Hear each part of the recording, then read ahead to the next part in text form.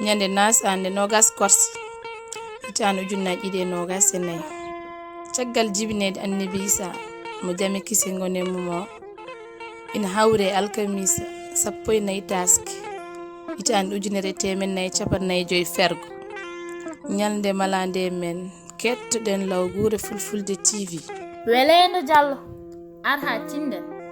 Yurmede kan mi ari ha tinden. Holko woni tindol?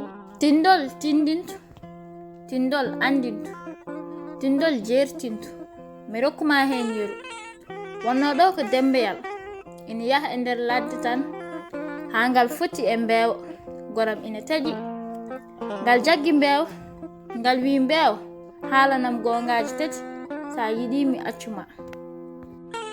Mbeewa wi gonga gadana on ko sa yi haala men juuti ka heydani.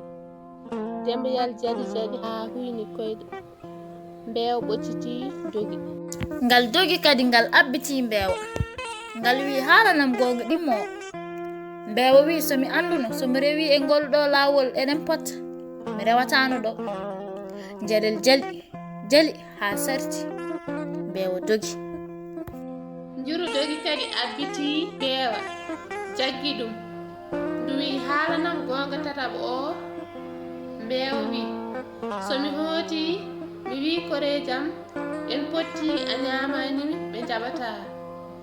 Wasoru jali caggal mum ina weddo peete.